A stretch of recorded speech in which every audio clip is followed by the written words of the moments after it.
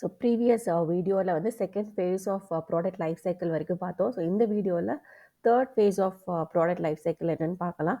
The third phase of product life cycle is maturity stage where there is slow down in growth rate.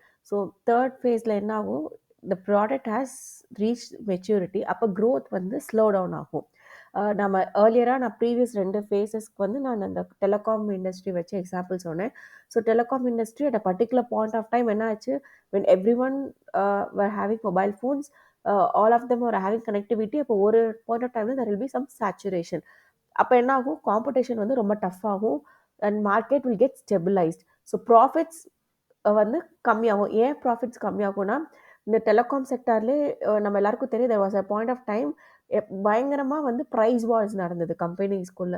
So நிறைய offers ஒருத்தருக்கு ஒருத்தர் மாற்றி மாற்றி they started giving. So அப்போ என்ன ஆகும், ப்ராஃபிட் வந்து it will start to come down. So at this stage organizations have to work for maintaining stability. So இந்த ஸ்டேஜில் வந்து ஃபர்தராக growth rate வந்து ஸ்லோ டவுன் ஆகாமல் ஸ்டெபிளைஸாக இருக்கிறதுக்கு they have to have some strategy. அடுத்து the fourth stage of product life cycle is decline with sharp downward drift in sales. So fourth stage என்ன ஆகும், there will be a sharp decline and the sales and profits ரெண்டுமே வந்து கம்மியாகும். And due to some new product replaces the existing product. Sometimes புது product மார்க்கெட்டில் replace ஆச்சு அப்படின்னா existing product கம்மியாக வாய்ப்புகள் இருக்குது. So a combination of strategies can be implemented to stay in the market either by diversification or retrenchment. So அந்த மாதிரி சமயத்தில் என்ன பண்ணணும், ஒன்று வேறு புது ப்ராடக்ட்டுக்கு டைவர்சிஃபை பண்ணிடணும், ஆர்எல்ஸ் ரிட்ரென்ச்மெண்ட்ங்கிறது வந்து நம்மளை ஆல்ரெடி காஸ்ட் கட்டிங் பண்ணணும். ஆல்ரெடி நம்ம அது ஃபர்தராக டிக்ளைன் ஆகிற ப்ராடக்டில் இன்வெஸ்ட் பண்ணாமல் நம்ம வந்து இன்வெஸ்ட்மெண்ட்டை வந்து நம்ம கட் பண்ணிடணும். ஸோ காஸ்ட் கட் பண்ணிடணும். So that is with respect to the third stage. So the main advantage of product life cycle approach is that நம்ம எந்த நம்மளோட ப்ராடக்ட் ஆர் நம்மளோட பிஸ்னஸ் என்ன பர்டிகுலர் ஸ்டேஜில் நம்ம இருக்கோம். ஸோ இந்த 4 ஸ்டேஜஸில் நம்மளோட ப்ராடக்ட் ஆர் பிஸ்னஸ் எந்த ஸ்டேஜில் இருக்குது அப்படின்னு தெரிஞ்சுக்கிறதுக்கு ஹெல்ப்ஃபுல்லாக இருக்கும். ஏன் தெரிஞ்சுக்கணும் அப்படின்னா, நம்ம எந்த ஸ்டேஜில் இருக்கோம் அப்படின்னு தெரிஞ்சுக்கிட்டா தான் நம்மளோட ஸ்ட்ராட்டஜி ஃபார்முலேஷன் அதுக்கேற்ற மாதிரி நம்ம பண்ண முடியும்.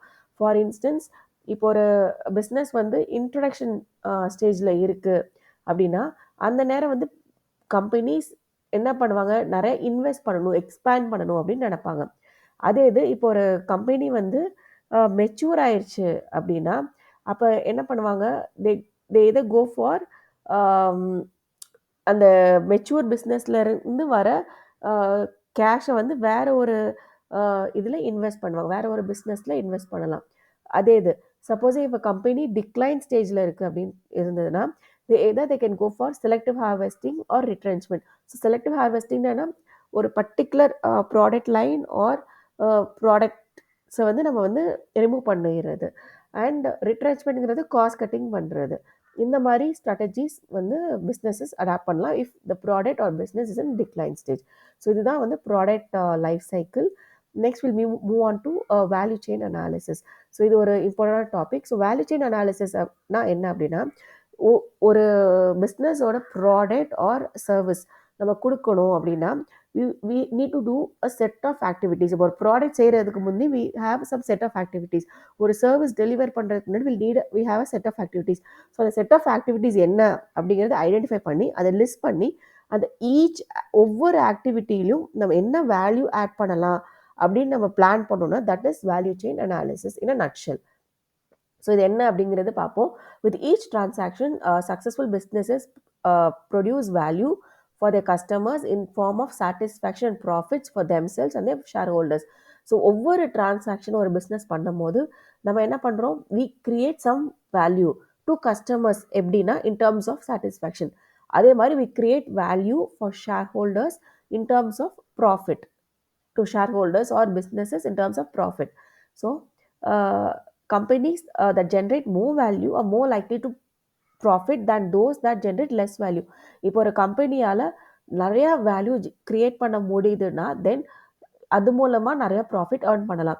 ஸோ இந்த வேல்யூ செயின் அனாலிசிஸ் நம்ம பண்ணுறதுக்கான மெயின் அப்ஜெக்டிவ் என்னன்னா, நம்மளோட ஆக்டிவிட்டீஸ் நம்ம லிஸ்ட் பண்ணிட்டோம் அப்படின்னா அதில் எப்படி நம்ம வேல்யூ இன்னும் கூட்டலாம்னு நம்ம பிளான் பண்ணும்போது if you're able to deliver good value அப்போ அது மூலமாக we can earn lot of profit. And value chain analysis is a method used by strategists to break down each process that their business employs. So நான் already சொன்ன மாதிரி அவங்களோட business ஆக்டிவிட்டியை வந்து we have to break down. And this analysis could be used to improve the sequence of operations, enhancing efficiency and creating a competitive advantage.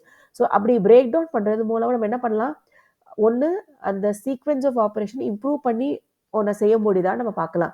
அதே மாதிரி எஃபிஷியண்ட்டாக அதை பண்ண முடியுதா அப்படிங்கிறத பார்க்கலாம்.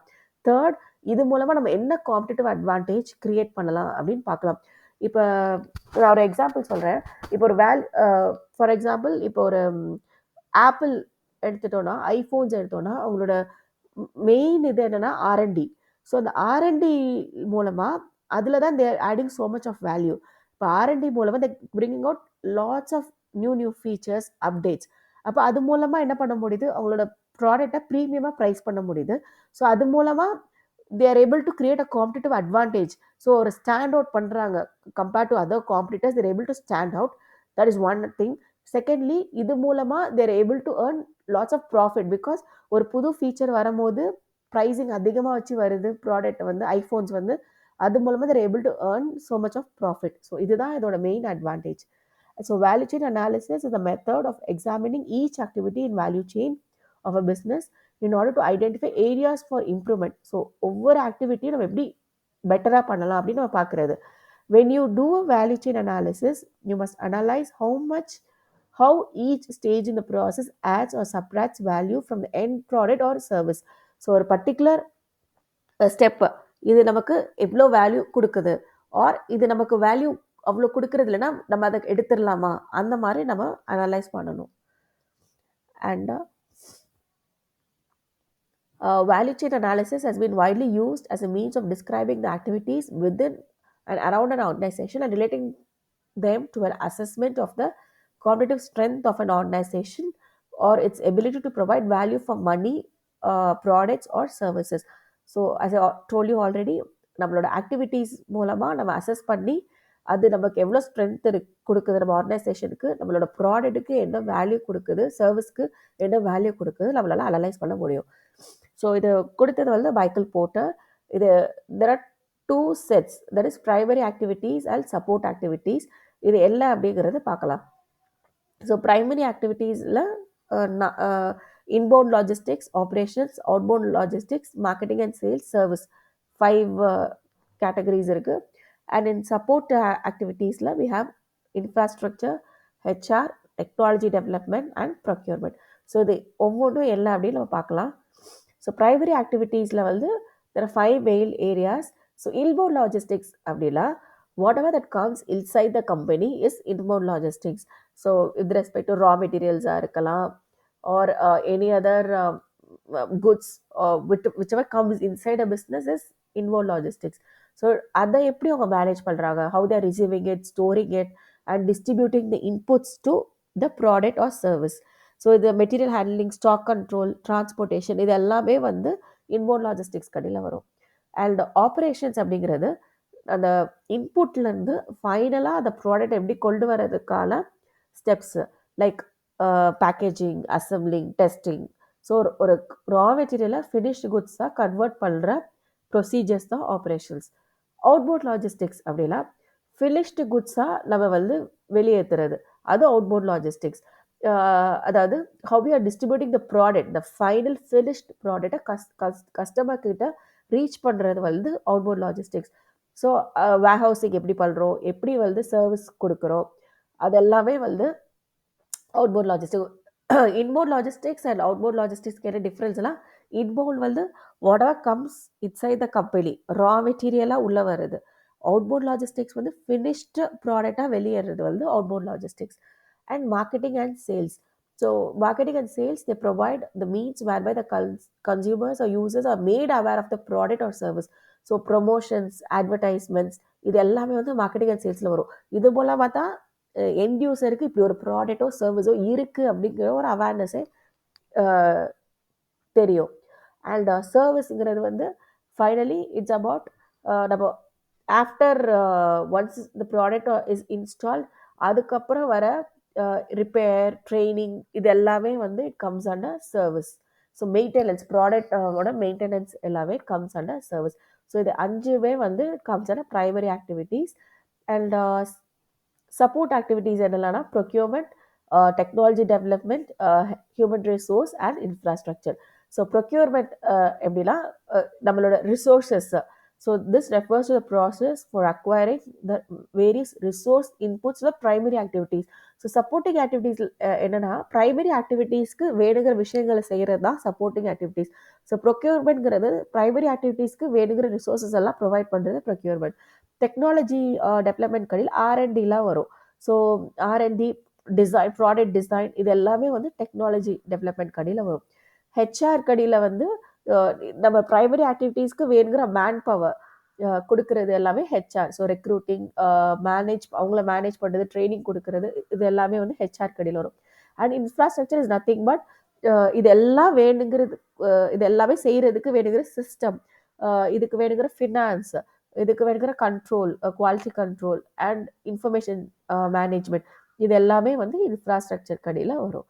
So this is about value chain analysis. இதில் இன்ட்ரெஸ்டிங்கான fact என்ன அப்படின்னா, இப்போ நைக்கி பிராண்டு எல்லாருக்குமே தெரியும், ஷூ, ஸ்போர்ட்ஸ் ஷூலாம் இது பண்ணுறாங்க. They don't do manufacturing.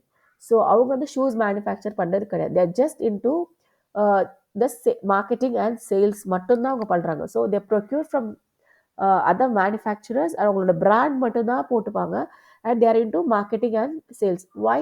Because அவங்களோட ஸ்பெஷலைசேஷன் அது. So they just want to focus on that. அதனால இதை பண்ணுறாங்க. அதே மாதிரி if you take Apple, they invest much in R&D. So ஒவ்வொரு ஆர்கனைசேஷனுக்கும் ஒவ்வொரு யூனிக்கான சில காம்படிட்டிவ் அட்வான்டேஜ் இருக்கும்.